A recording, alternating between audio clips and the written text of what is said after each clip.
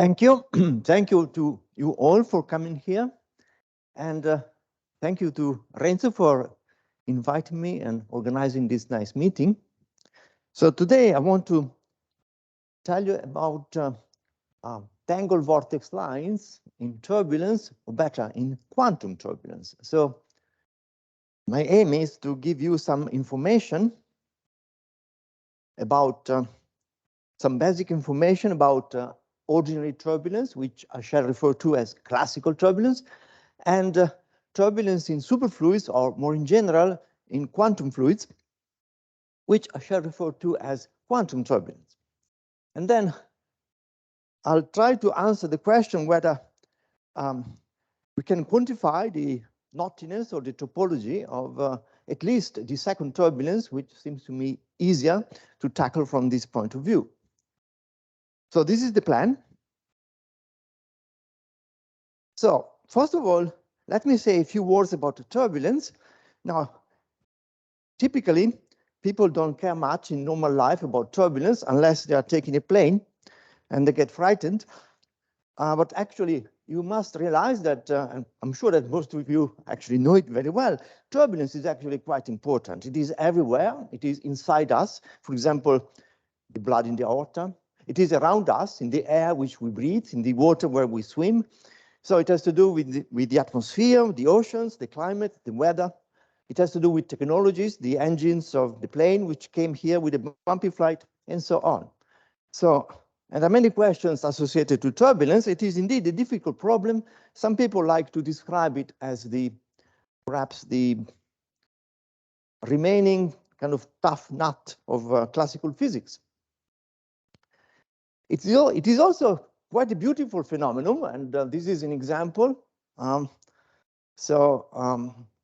wife is arriving tonight because we're planning short holidays, so we're having dinner. I'm not sure whether they use candles here at dinner, perhaps not. But anyhow, you see actually here the transition to turbulence and these beautiful, complicated patterns. Right, now why actually turbulence is a difficult problem?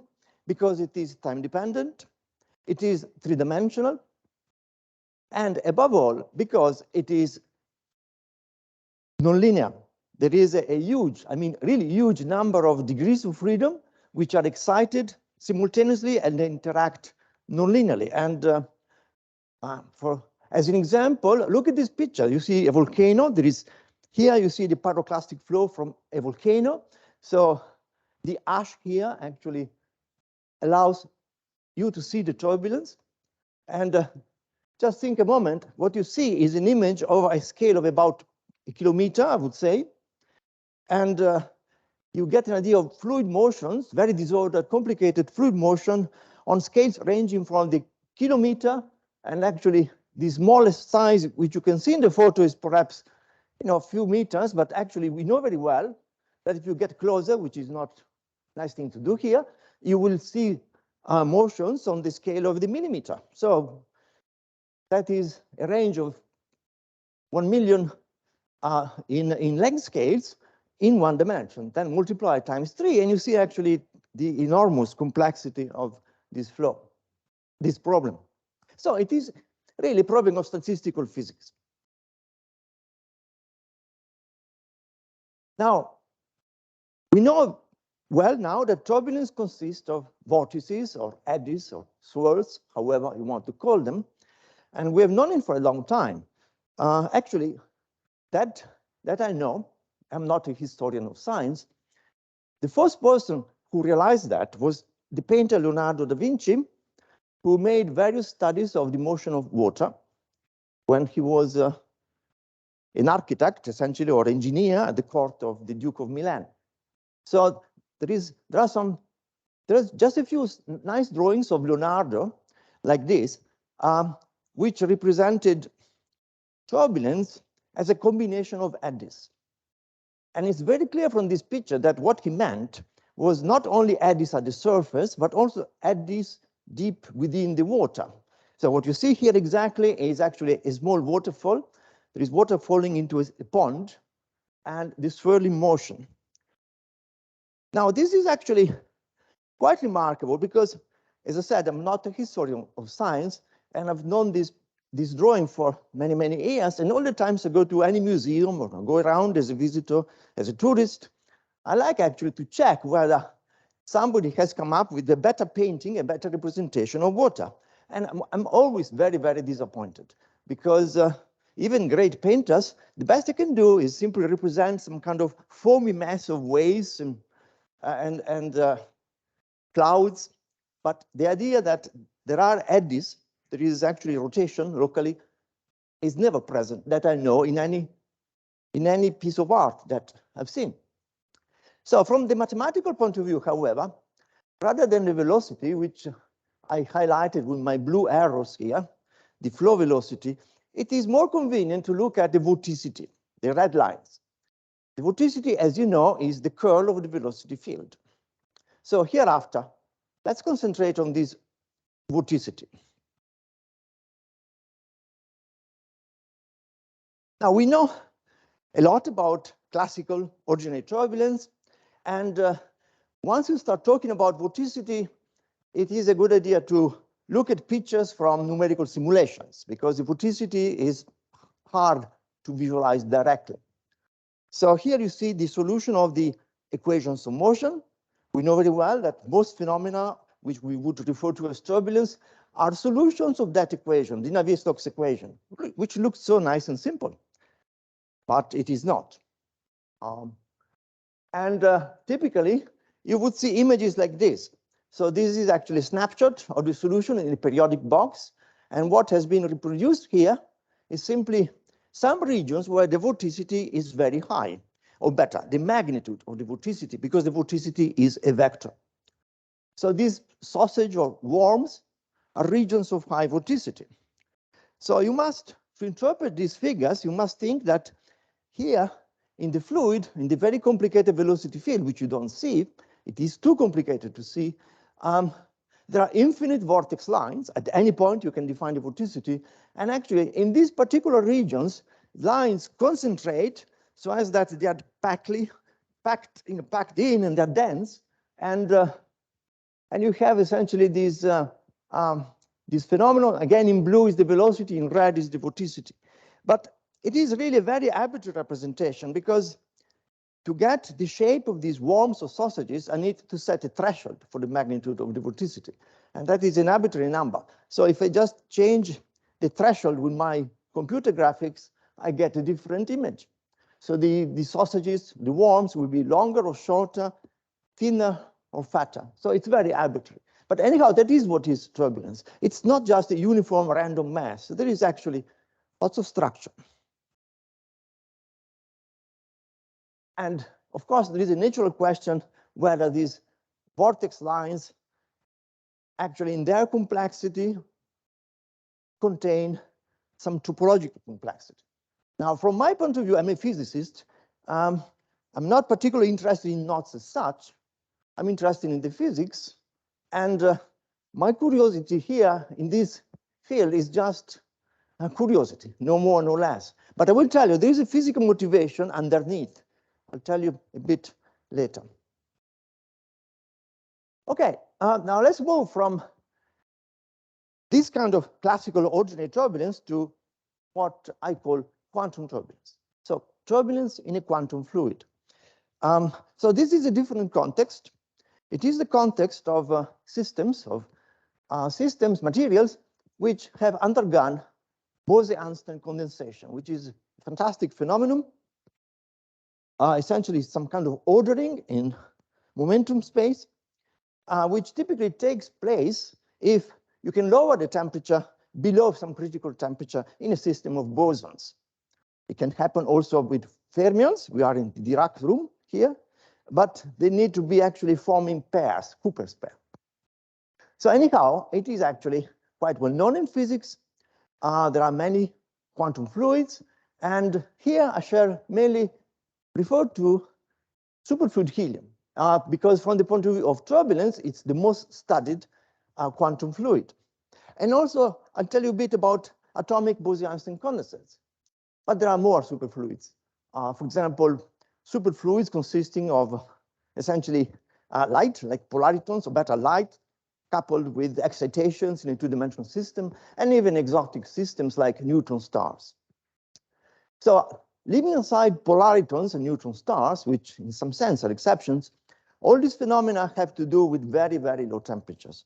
The critical temperature for Bose-Einstein condensation is, to give you an idea, of the order of the Kelvin for the most common isotope of helium, of the order of the millikelvin for helium-3, which is the rare isotope of helium, and the microkelvin or less for atomic condensates. So it's really a phenomenon which you find if you cool the temperature of your system. And it is remarkable that we can do it here on Earth. So we're looking at phenomena which actually are not very common in the universe, which tends to be hotter. It will happen later, of course. So actually, the two pictures, if you're wondering, represent simply a small centimeter-sized glass container. There is liquid helium, so that is what it looks like. It looks transparent, like water. It has a density which is about a sixth of the density of water. And when it is simply a cold liquid at temperatures below 4 degrees Kelvin, it has a viscosity which is pretty low, the lowest of all liquids, about 100 times less than water. And then, of course, below the critical temperature, it will not have any viscosity. And on the right-hand side, there is the setup which you need to do experiments with atomic condensates. It's a different world. It's not a world of low-temperature physicists, plumbers. It's rather the work of electricians or opticians using lasers. So there are different physics communities which do not normally meet, having to do with the same beautiful phenomenon of Bose-Einstein condensation. Okay, now what makes quantum fluids remarkable compared to other forms of matter is really three properties. The first is that they are two fluid systems. So they consist of two fluids which penetrate each other, so they are together. There is a quantum ground state which is somehow related to what we call the superfluid component. So that's the first fluid. The quantum ground state means what the words say. We are just reduced essentially the system to its simplest, deepest state. And then there is also something else. There are thermal excitations. We are at low temperature, but of course, the temperature is not zero. It's never zero. So there's a bit of disorder. And these thermal excitations form essentially a gas or a fluid, which can be described, in some cases, it looks like behaves very much like the solutions of the Navier-Stokes equation. So we have a normal fluid, superfluid and normal fluid. The second feature is that there is no viscosity. Now, that may seem an extraordinary feature, in a sense it is, but it is not actually so important, and nor is the first. And the reason is simply, the lack of viscosity means that there is no mechanism to dissipate the kinetic energy and turn it into heat by viscous forces. In fact, the name superfluidity was invented, I think, by Kapitsa, because when he discovered that, he thought of superconductivity, which was already known at the time in the 30s. Now, it is not remarkable because there are other mechanisms to lose kinetic energy. For example, sound radiation. So even a superfluid can lose energy. So as the two-fluid nature, it is not actually something very, very different. I mean, the two-fluid nature can be removed from the menu simply by lowering the temperature to sufficiently low temperatures, easily achievable in the laboratory, and essentially go into conditions where the thermal excitations are totally negligible. But the third condition, the third property, quantized vorticity, is the key property of quantum fluids. It follows really from the fundamentals, from the existence of a macroscopic complex wave function. So there is this field which describes the system, so you don't have to use Newtonian mechanics. And simply applying the simple rules of quantum mechanics, the first thing which you will come across is that the velocity will be the gradient of the phase of your wave function. And immediately that's a problem because the vorticity, the curl of the gradient will be zero. So at first you may think, oh, well, so quantum fluids have no vorticity. But that is not exactly right, in the sense that although there is zero vorticity, there can be circulation. And circulation happens because nature can actually create topological defects of the phase. In three-dimensional space, these defects will be lines, like represented here. A straight red line here is a vortex. They can be curved, they can be closed. So they're actually one-dimensional regions, lines, where the amplitude of the wave function goes to zero, and that is the density going to zero, the density of the fluid, the quantum fluid, and the phase is not defined because it is actually the ratio of imaginary and real part of the wave function. So you have this property, which you see here at the right-hand side. As you move towards the axis of this defect or vortex line, r decreases towards zero, your density drops from the bulk value, which is constant, down to zero on the axis, and the velocity actually rises like 1 over r, going to infinity. And that is actually a very interesting property. It means that the velocity field is completely constrained by the vortex line. In fact, one can show easily that it is the quantum of circulation kappa divided by 2 pi r, where r is the distance to the axis. The quantum of circulation being the ratio of Planck's constant and the mass of a boson, which you have. So think of vortex lines as ways of totally constraining the velocity in this fashion. And in the middle figure, you see actually the phase. Essentially, you see a plane across the vortex, and the phase changing from 0 to 2 pi as you move around, and corresponding to this phase is the velocity field. So this is actually the important property of quantum fluids, the quantized vorticity or beta circulation. Okay, so this is a straight vortex, but what about turbulence? Yes, turbulence can be created very easily. You just need to stir your quantum fluid, and that can be done in many ways. And here I'm describing more what happens in superfluid helium, as I said, because there are many more experiments. So the evidence is very strong, and we have many techniques. So you can actually create turbulence of quantum vortices or vortex lines in many ways. You can actually disturb the liquid helium using grids or propellers or any kind of vibrating object, pushing it through pipes. You can actually create turbulence thermally by putting into your system simply an electrical resistance which dissipates heat. You can actually generate turbulence acoustically with ultrasound, for example. So there are many ways.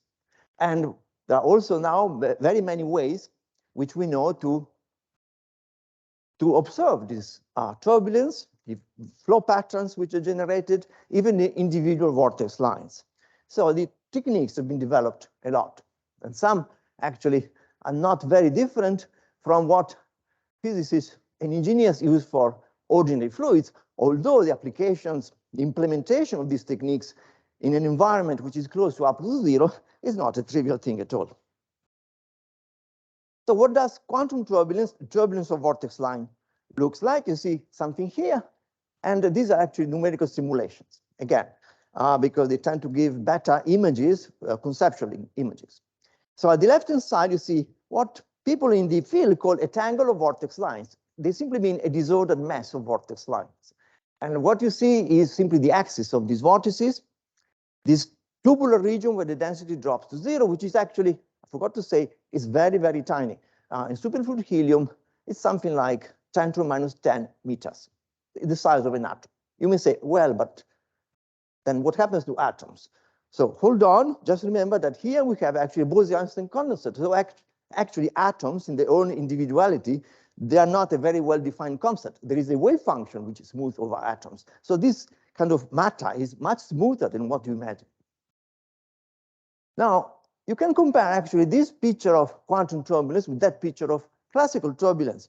It's quite interesting because also classical turbulence, as I said, contains some of these filamentary vortex tubes, regions of high vorticity. But in reality, the two pictures are different.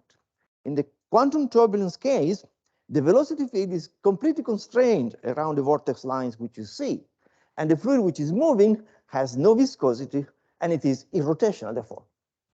The lines are just singularities. In the case of ordinary turbulence, there are infinite vortex lines because it is a continuous field, and it is totally unconstrained. Vorticity can be weak or strong, can be actually of all shapes. So the picture which you see here is somewhat arbitrary. It depends how you want to draw it.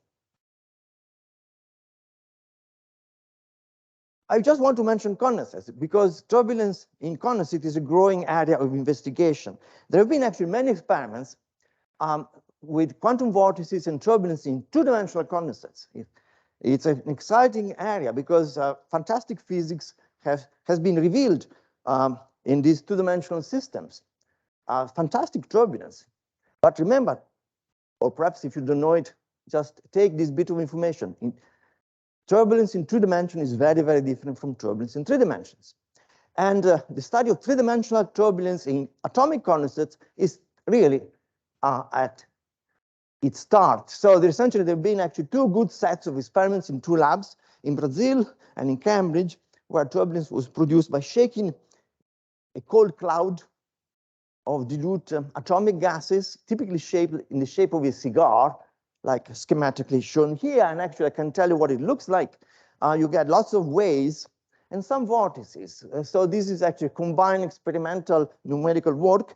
So the numerics, the Gross-Pitescu equation, which you heard about in the last few days, actually reproduced experiments very well. And here you see this disturbed cloud, these dark and gray regions represent immense, very large density waves, turbulent density waves. And in blue and red, you see essentially quantum vortex lines. Blue if they're closed loops, and red if they end up at the boundary. So I'll leave this aspect aside, turbulence in condensate aside, because we know less about that, and go back to liquid helium. So which kind of models we have? I mentioned the Gross-Pitescu equation, which is written up there. There is also another technique which has been used for many years. It is based on the Biot-Savart law. Essentially, it's a semi-classical technique. It starts from noticing that the vortex core is really small, 10 to minus 10 meters. And it is actually of the order of magnitude of something like 100 times or even a million times smaller than the separation between one vortex and the other on the average in the turbulent system. So it makes sense to describe these vortices as filaments and neglect the core size. So at that point, you can put in place the machinery, the classical machinery of the Biot-Savart law, and you get equations like this. So you can describe the vortex as a space curve, which moves according to this equation. So, and this model is nice because it can actually describe lots of experiments very well. It can handle also temperature perturbations, the presence of the normal fluid, the thermal excitations. Vn would be the velocity of the normal fluid. Vs is the velocity of the superfluid, which is recovered by this Biot-Savart law, which is a classical law. So these are the two tools which we have, but they're different, conceptually different. For example, Biot-Savart law describes an incompressible fluid, so there are no sound waves. Reconnections don't exist in this approach, and therefore you have to implement them algorithmically, assuming that they exist or based on the evidence from the Gross-Pitescu equation. So there is not a unique, comprehensive theory which describes everything, like in a sense, the Navier-Stokes equation given by God describing most turbulence phenomena. No, unfortunately, we're not in this situation. Okay, I need to tell you just something about classical turbulence, and I want simply to remind you that the simplest description of a homogeneous isotropic turbulent flow, which is the theory of Kolmogorov from 1941, is based on the idea that there are lots of eddies which interact. The turbulence is sustained by forcing to maintain it in a statistical steady state, otherwise it would decay. Typically, one injects the energy at some large length scale, and this energy is shifted by the motion of eddies, which break up and create smaller eddies and even smaller eddies. And in this process, viscosity does not matter until the eddies are small enough that viscous forces can turn their energy into heat. So we have essentially two important parameters, a large size, capital D, where the energy is injected, and a small size, which is related to D by this expression in terms of the Reynolds number, which is a measure of the degrees of freedom. It's a separation of two length scales. So this is the classical result, which I shall use as a reference. And the most important physically property of the turbulence will be, in this case, is simply the distribution of the energy over the length scales represented by the wave numbers k. And this is the famous law of Kolmogorov. The energy spectrum, which is this distribution, scales like k to the minus 5/3. And that has been seen in superfluid helium. So there are many experiments. I've chosen two pictures. You see the nice slope minus 5/3. So this turbulence of vortex lines reproduces the major feature of homogeneous isotropic turbulence when it is sustained pretty well, provided you limit yourself to a range of wave numbers between the large size of the system and the average vortex separation. You need actually to do that, because if you look at larger wave numbers, if you look at smaller length scales, then things will be different. You will actually perceive the effects of individual vortices with their constrained velocity field. So it's this Kolmogorov effect, Kolmogorov law in a quantum fluid somehow is the result of, it's a collective result of many vortices. Okay, and these figures explain it briefly. You need actually the vortices, the vortex lines, not to be disordered. Somehow they need to form some metastable bundles so as that locally around the bundle there is a large scale velocity field, and that is what is responsible for the k to the minus 5/3 law. Otherwise you get very different behavior. You get the spectrum of the shape k minus 1, which is actually an individual vortex. And you see in these pictures on the left-hand side a turbulent solution with vortices with lines represented by yellow or red, depending whether they form a bundle or not. So essentially, the system can be decomposed into bundles which are responsible for the Kolmogorov law, and they contain the energy of the system. And red lines, which are really disordered with respect to each other. There are some kind of background random flow. They contribute to dissipation, but not to the energy. But there is also another form of turbulence which has been discovered numerically and in the experiments. And people essentially agreed on a name and refer to that as Wiener turbulence rather than Kolmogorov or semi-classical turbulence. That is a situation in which the vortex lines don't create bundles at all. They're just random to each other. They're really a random flow. And if you look at the correlation function, for example, it dies out very quickly with the distance. So the spectrum is not like the Kolmogorov spectrum of classical turbulence. It has the shape like on the right-hand side, essentially peaks at the mesoscale. There is an immense deficit of energy at the very large length scale here. You see this, if you grow with 5 minus 3, it will go up here. So you're missing here a factor of, 100 or 1,000 in energy. It's a very different flow. It's a random flow. It's a turbulence which does not have an energy cascade. It's Wiener turbulence. And by the way, Wiener was the person who discovered experimentally the quantum of circulation, which was essentially proposed as an idea theoretically by Onsaga first. Okay. Now I move to the next point. So having these disordered vortex lines, the natural question is, do they form knots? And at that point, it is simply a naive question. And I don't need to motivate it too much here, because we've seen many talks in which important issues about the topology of these filamentary structures have been discussed.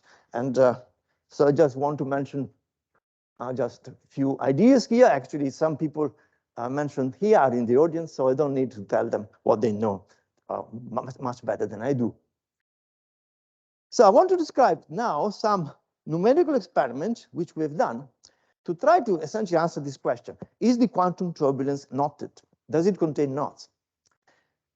So what What we did essentially was to try to come up with a situation which is physically sensible, it can be realized in the laboratory, and it allows to give an answer without mathematical complications, without additional mathematical complications. For example, we don't want boundaries, because if we have boundaries, then the idea of linking becomes slightly more complicated. So we came up with this idea of having, at finite temperature, we have our vortex lines, which are created in some sense by some kind of stirring and maintaining a steady state. But the stirring must be a fluid stirring, must be consistent, and all the vortex loops, all the vortex lines form closed loop. So this is done by having, at finite temperature, some normal fluid which shakes the system. And in the experiments, it can be achieved easily in various ways. I don't want to spend time describing it. So on the top right, you see essentially in black the vortex lines, and there is a slice where you see some kind of flow pattern, which is the normal fluid, which is the shaking which we impose. And technically, it is actually a Dudley-James dynamo flow, which has been used in dynamo theory. It is incompressible, time-dependent, and it's convenient for what we want to do. So the initial condition here is simply few vortex rings. It's enough. So I stress, they're rings. So there may be the accidental link between two rings, because we tried, of course, many simulations with many different initial conditions. It doesn't matter, because the initial state does not actually change the nature of the solution at all. It is a turbulent solution. The rings are planar, so they don't contain any coiling. Now, we are at finite temperature. I want to stress here to let you understand how we actually do the forcing. If you have a vortex ring and a normal fluid actually blows from the back of the vortex ring, it can actually give energy to the vortex lines. Essentially, the normal fluid is made of thermal excitations. They're called phonons and protons. They get scattered by the vortex lines. There is a phenomenon called a friction, but it's a friction which can be positive or negative. So if the normal fluid flows from behind, energy can be transferred from the normal fluid to the vortex lines, and the ring will grow in size. If it is from the other side, from the front, the vortex ring will shrink very fast. In the absence of a normal fluid, because of this friction effect, the vortex line will shrink. So we lose energy, the vortex ring will become smaller. So that is how we act on the vortex lines and prevent their decay. We sustain the turbulence. And what you see in this bottom graph here, you see like the vortex length of a couple of simulations, red and blue. So we have some initial length, as I said, a few rings. One may be enough actually, because you get twisted by the initial normal fluid. And once it is twisted, it starts acting upon itself. It twists even more. It reconnects. There are reconnections. I'll tell you a bit more. And then we get some statistical steady state of turbulence, which we can examine. And here there is this picture to show you that indeed it's consistent with, with the Kolmogorov spectrum of classical turbulence, this shape K to minus 5/3. So although it's a small system, it is actually some kind of classical turbulence system. And you see here two snapshots. The calculation is done in an infinite domain, and the cube is just for visualization. You see actually this region, you see some vortex loops which go away. But when they move away from the region where the normal fluid is shaking, they can only shrink slowly. They will simply move to infinity and shrink as they move. So there is also here a phenomenon of diffusion of inviscid vorticity. And that is actually a problem which I could tell you more. It's quite a remarkable problem, but it is underneath this description of this kind of setup, because it's not homogeneous turbulence. It's homogeneous only in the central part. So then, continuing with my proposal is, what is actually this system of lines? Is there any knot there? If we just look, we cannot tell. So we need to do something better, because they're quite messy. So this is actually a better sketch done using Robert Schreiner's knot plot. You see actually better whether one vortex line is above or another or behind. You see lots of helical motion. These are Kelvin waves discovered mathematically. Lord Kelvin described the dispersion formula, I think, in 1880. So a long time before actually these things were observed. So there are different colors here representing different vortex loops. So are there knots? And the way we actually tackle the system to recognize whether there are unknots or there are knots is naive. I don't claim to do anything more than things which are very naive. And we decided, okay, let's try to compute Alexander polynomials. I know that many people in the audience actually have done more sophisticated work using other kinds of polynomials, but from my point of view, it does not really matter. It would be, of course, interesting to compare polynomials. I just want to see whether there are knots or not. So Alexander will do. So to each loop, analyze individually, we associate a polynomial, and we just consider the degree. If it is high, it is very likely to be a knot. There are some exceptions, because the mapping between knot character and Alexander polynomials is not precise, completely precise. Here there are some examples from the unknot to the trefoil to other simple knots.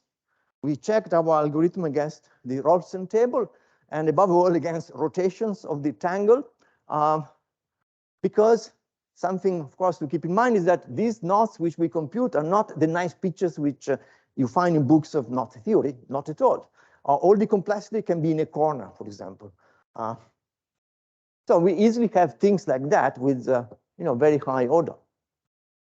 And so let me tell you about some results.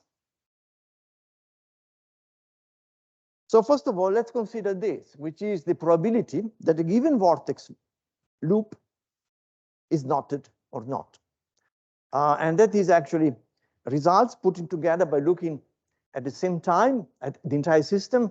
And then, since we have a statistical steady state with lots of fluctuations, as you've seen, but it's always fluctuating around the same mean, we can actually get some kind of probability. And you see, it makes sense indeed that the longer the vortex is, the more likely it is that it becomes a vortex knot. And that is not strange. In fact, this curve is the same as found for DNA, and also for a nice exercise with strings which have been tumbled together. So from this point of view, the answer to the question then is very clear. This form of turbulence, of quantum turbulence, the Kolmogorov of quantum turbulence, which we have, not divine turbulence, which we don't know anything yet about from this point of view, is indeed knotted. There are lots of knots here.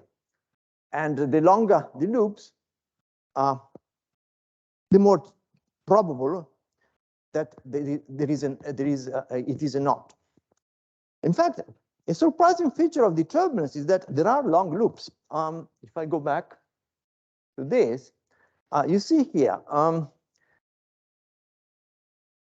people have been looking at these problems of this kind in the experiments, particularly for many years. And there has always been some kind of contrast between people who attempted to make theoretical models based on, since we are in Italy, I should say this, based on spaghetti, yeah, long strings, or Cheerios. Cheerios are American cereals, which are actually tiny rings. And you see that actually it looks more like a spaghetti because there are very, very long vortices in the system, indeed.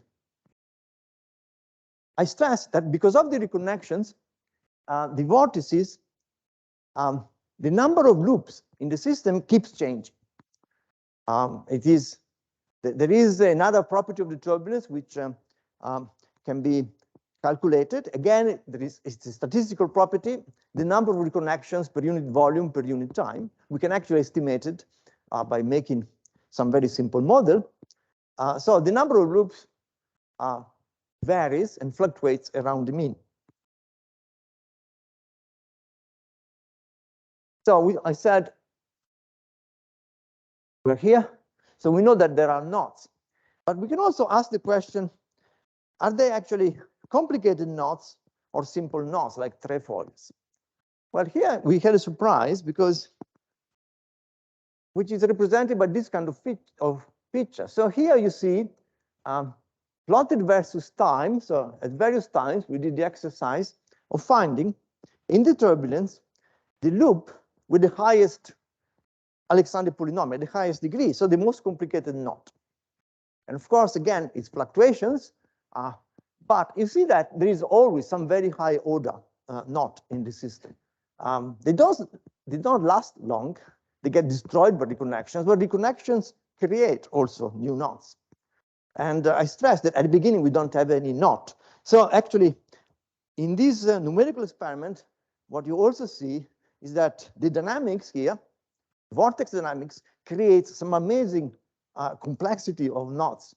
So you see that the red line fluctuates with numbers which perhaps average around 40 here, but sometimes it goes up to almost 100 or sometimes more.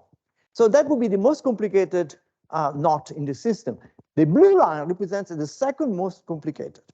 So it's quite lower, but still a significant kind of order, about 10, kind of something which I cannot spot with my eyes if I look at the Rosen table. It's very messy things. And then, of course, there are more knots. So these results, as I said, surprised me because I thought there would be actually few knots, few trefoils, and lots of rings, and a much smoother distribution. But indeed, it seems that there is always some kind of monster knot which forms. And although it gets destroyed, it reforms again. So there are always big monsters in a patch of turbulence, monsters from the point of view of knot theory. So having this data available, we could do statistics. So we thought, okay, let's try to put together like a knot spectrum, the distribution of the knottiness which we have. So the question was whether we have some kind of Gaussian shape or not. And it is not. It is actually, as you see here, it's more like a power law. So there are two lines here, two different numerical experiments, a strong drive and a kind of weak drive. But the slope seems to be the same, which is about here 1.5. And I have no idea what that means. So that would be the knot spectrum. And you may ask also, what about linking? As I said, the initial condition is just few vortex rings. So some created randomly, so the random size, random orientation, random position within some kind of central region. We don't put rings far away where actually the normal fluid which drives the turbulence cannot actually act on them. So there is very little linking, which is in the initial condition. Perhaps there is one link or two, no more, but it gets created by the dynamics. And again, it can actually reach a very large number, fluctuating. Again, it's the reconnections that do that. So we have an average linking number with lots of fluctuations. So all this knottiness, which now we know is there for sure, comes about because vortex lines, when they collide, reconnect, they cut and paste. Now, this is actually a strange phenomenon, but it's interesting because if you look at the article which Richard Feynman wrote in 1955, applications of quantum mechanics to liquid helium, there is one page where he made that sketch. In that page, in words, he described quantum turbulence. He had already this idea before anybody else, did not use this name, but he thought that vortex lines can be disordered, and if they're disordered and move together, they're bound to collide, and they cannot wrap around each other. He did not say that. It's interesting also to check and see the line of thought of Feynman and the questions which he did not ask and the answers which he did not give. He described the system as doing things like that, like you see like a large loop being deformed and then pinching and reconnecting and creating smaller rings. So when you read that, you ask, oh, that's interesting. But for example, will the process continue forever and essentially cascade into smaller and smaller rings? No, he does not say. But it was actually significant because he anticipated the idea of reconnections. Then when people started modeling mathematically and numerically quantum vortices, they realized that vortices had to reconnect, because if they don't reconnect, they simply go around each other's, and they go faster and faster. And there is a problem, because then you reach critical velocities, Landau critical velocities. So you're going to lose energy, for example, by phonon or roton emission, perhaps. So, and that seems a bit odd. Now we know that reconnections take place. The Gross-Pitesky model describes reconnections very well. We know from the experiments a lot about the reconnections. And here, I just want to show you some typical reconnection. This is a calculation done by Simone Zucchi, who is in the audience. So you see actually two anti-parallel vortices here. The top left picture, they're slightly curved, so they come together and then they reconnect. What is plotted is the density, the vortex tubes. Within the vortex tube, there is the singularity. And what is interesting is that at the reconnection, actually, some energy is launched away in the form of a burst of sound. So reconnections cost energy. And that is why, at this point, it's not just an exercise to do for fun. You look at a mess of lines and you ask yourself, oh, is this a knot or not, like the shoe, the strings of my shoes? No, no. Reconnections cost energy, cost money. So if you're a detective, always follow the money. So in a tangle of vortices, which is actually full of knots, there is some energy which is packed by the reconnection. It is part of the system. So we don't know actually the role of that. No idea. No idea of this amount of energy stored in the fact that we keep producing knots by paying money in reconnections. So this is a reconnections. Then we might ask, well, a reconnect, okay. This picture, I just want to stress that one can see reconnections of individual quantum vortices. So that has been done first with liquid helium. You see at the top these lines, which are vortices.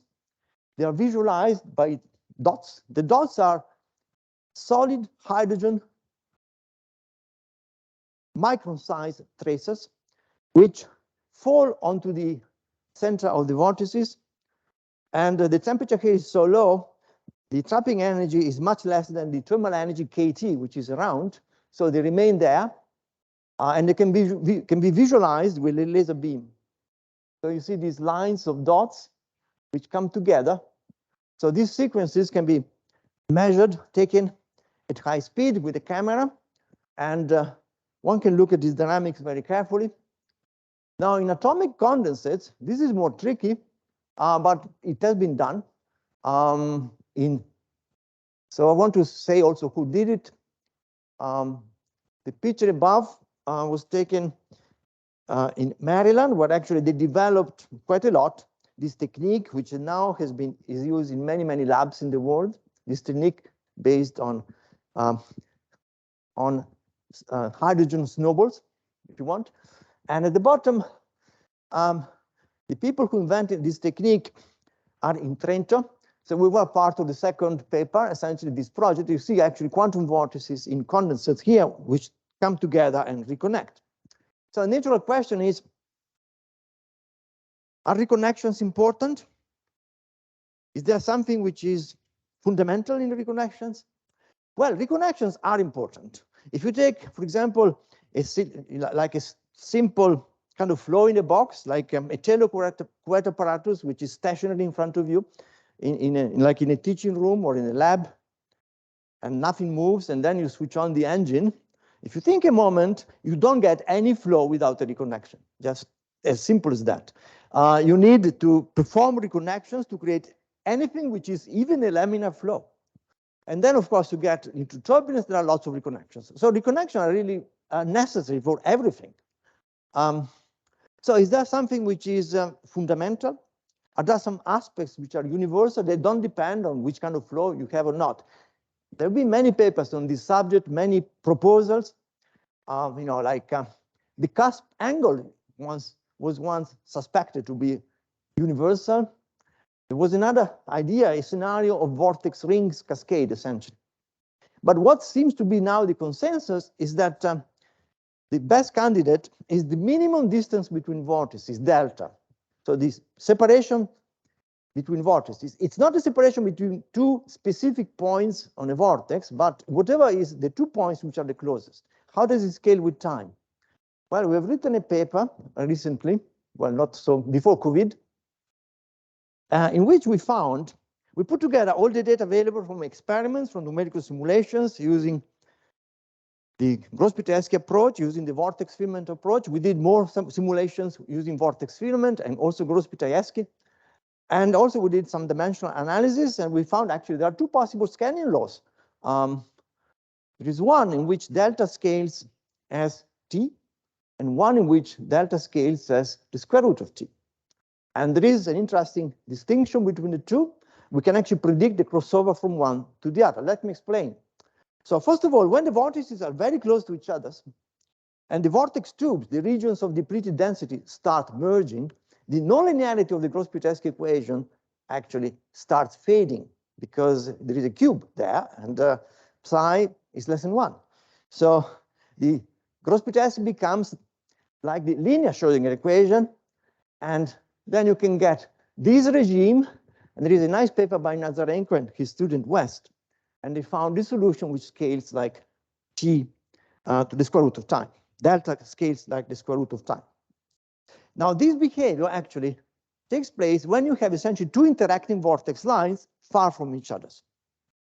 So you see this scaling, the red line here,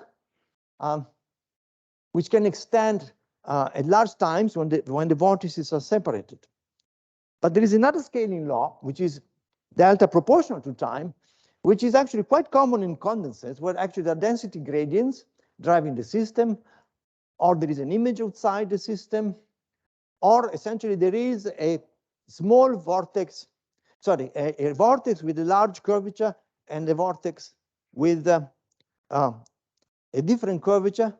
Therefore, they move quite differently.